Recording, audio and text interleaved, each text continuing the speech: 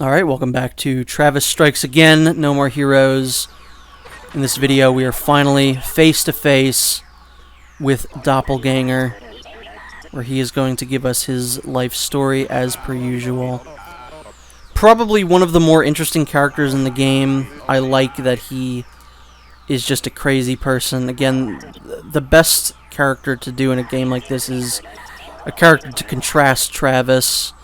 And I would say even show how much Travis has grown as a character, which a lot of people have pointed out is surprising that they even did, that they actually gave Travis some sort of character development.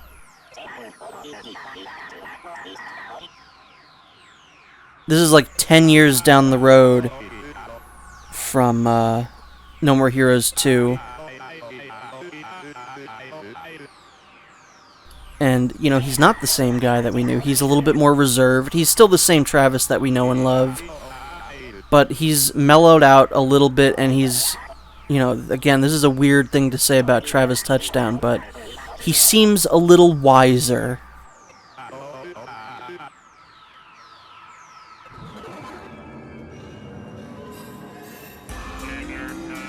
Is there a Mrs. Doppelganger? Okay, so Doppelganger is a pretty cool fight.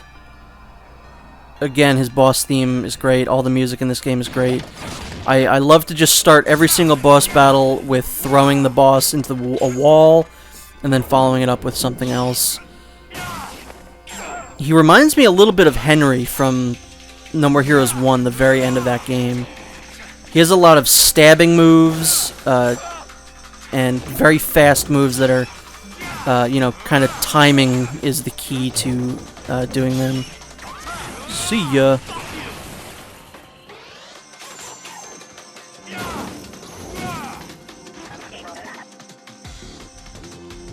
If Doppelganger's so good, how come they never made Doppelganger 2,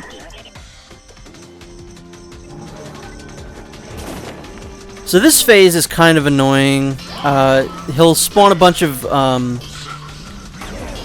clones, and you have to find out which one is the real one before the timer goes down. Otherwise, I guess you get hurt. I don't know. He does the same pose each time, and for whatever reason, I just couldn't remember what the pose was each time. So I'm going to struggle with that each time, which is not optimal. And what I really should have done was gotten this wall ability out of my skills and gone back to what I was using before, which was the projectile attack. I should probably go back to that, but I don't in this fight. Maybe I do in the fight, but I don't know.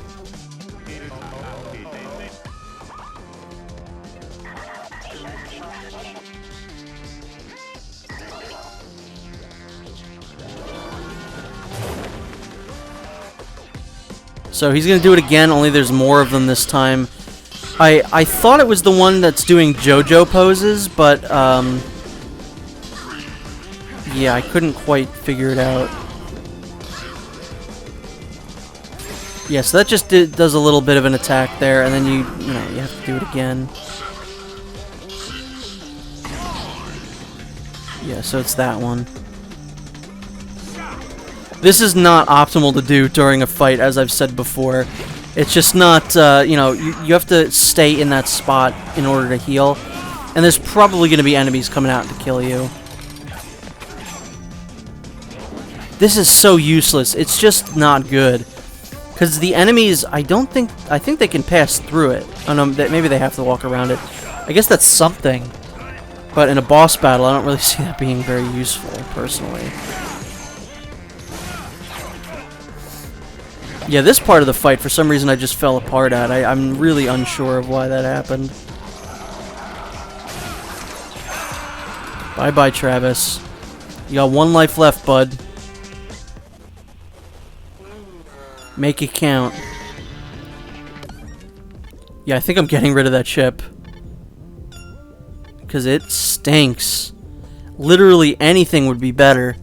What is this one? A quick dash? That's not very useful unless you're just in the level normally.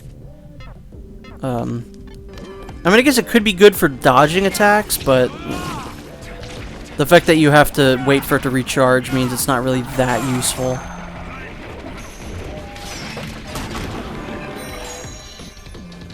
I was gonna say, why am I not using the electricity attack? That's weird.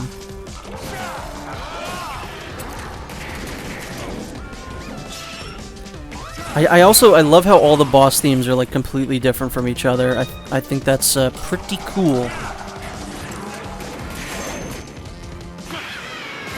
clobbering time. Okay, so when I was recording this, I completely forgot that that was one of his lines that he has to say. I cannot believe that Travis says it's clobbering time in this game. That is incredible.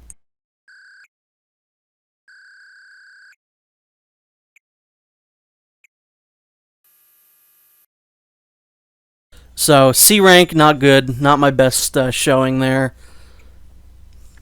I could have done better. But whatever. That's Doppelganger. I think he's a pretty cool character. Pretty cool fight. We like to see it. And now we get his post. We get his Metal Gear Solid monologue, where we just killed him, but he's got to talk about what's going on.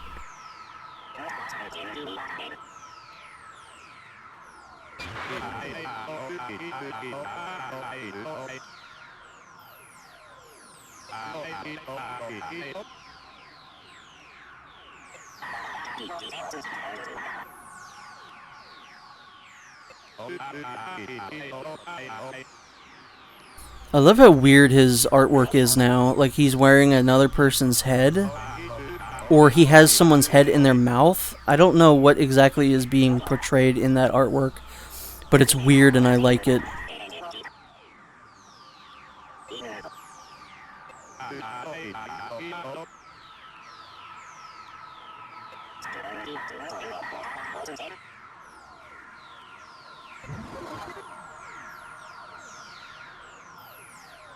So this feels like some pretty big sequel bait here. Something that might happen in No More Heroes 3. He's still at large in the real world.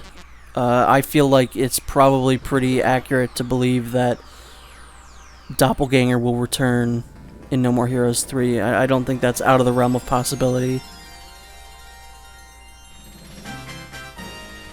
Hell yeah. This is a fine chip. I don't mind this one. I don't use it very often, but it gives you your own Doppelganger. Get it? That's what you get for fighting him, is your own Doppelganger. It just... I forget if it attacks enemies or if it just attracts enemies away from you.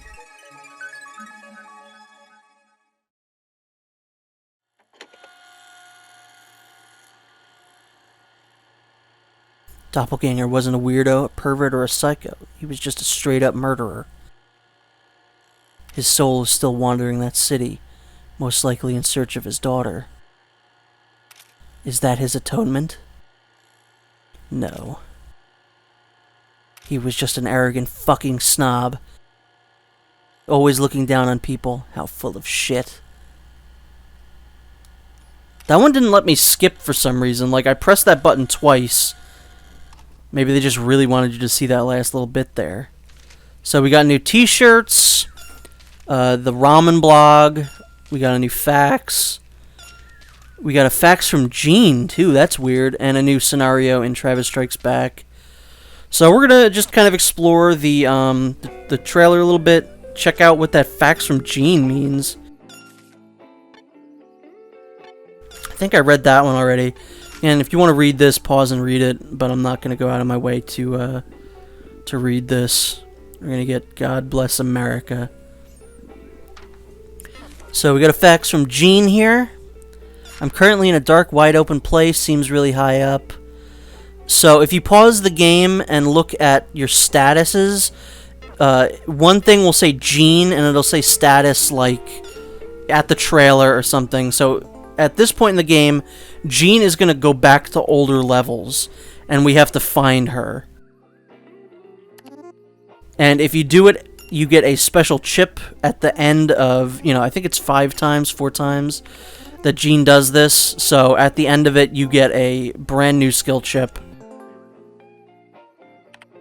We got some new shirts here. We're going to buy some Hollow Knight ones. We're going to buy Disco Elysium. And I was really thrown off that there is a Yick shirt in this game, which is a very bad-looking game. Okay, it looks good. Visually, it looks good. I like the style of it. but the writing and the acting is all really terrible. Oni Plays is currently doing a playthrough of it, which I haven't watched Oni Plays in a very long time, but Ding Dong and Julian are back, and they are my favorites. So I had to watch that. They've been playing through Yick, and it is a very weird game, because presentation-wise and music and everything like that is very, very good. But, yeah, that is just not optimal. So we're going to wear the Jet Set Radio shirt, because we just gotta. This is another one. I'm not sure why this is in here, because that's not exactly an indie game. Maybe Suda had something to do with that? I don't know. Let me look that up now, actually. Because I genuinely do not know why that shirt is in here. The Fatal Frame one makes sense because he worked on that, but let's see. Suda 51 Jet Set. So, Jean is currently in Electric Thunder Tiger again. I'll be back. Not again, but she's there now. And because we didn't actually enter the death drive the first time, we're going to get the intended intro for the game. So we're going to watch that, and it is pretty dang cool. Years since tragedy struck. Electric Speed City has suddenly been covered in darkness. It seems to be the second coming of the blackout 3 years ago.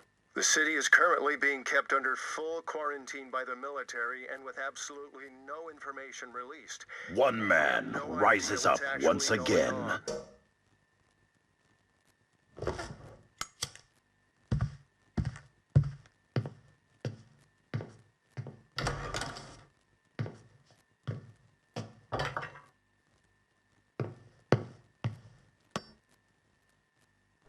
It seems as though the machine has begun losing control underground once again. All power supplies have been cut off, and the city has plunged to 20 degrees below zero. At this rate, the residents have only about 72 hours to live.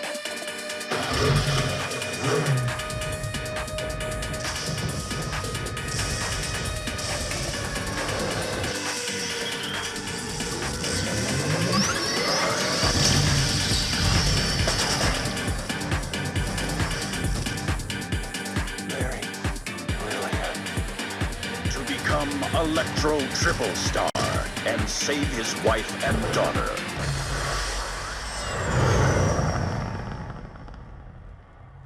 To return light and hope to the city. I really wish that they had shown that before the level, because it would have given some cool context, and it just would have been nice to see. You know, I bet a lot of people don't even know that that's in the game. But we're going to go into Electric Thunder Tiger, and the toilet that we want to go to is 1-2. While I was on my way there, I did stumble across a skill chip that I missed the first time round. So I'm just going to go pick that up now. I don't remember if this is a good skill chip or not, but might as well just pick it up. I think I do check and see what it is. Yeah, let's see. What do we got here?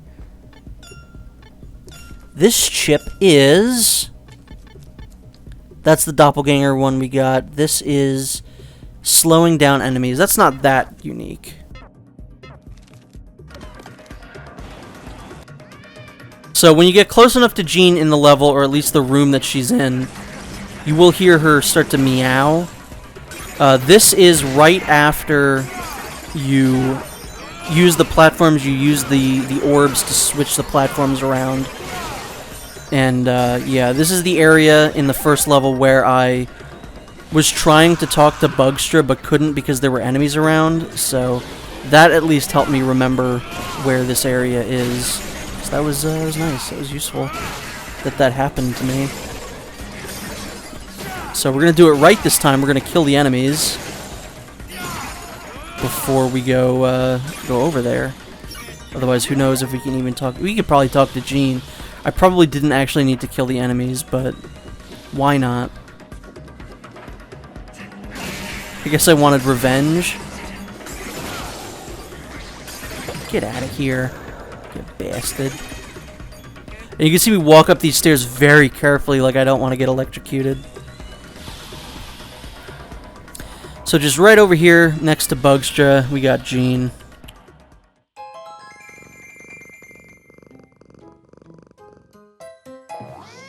Very strange. Very, very weird. But now that we got Gene back in our possession, we're going to head back to the trailer. And in the next video, we're going to go do the new scenario in Travis Strikes Back. So, see you then.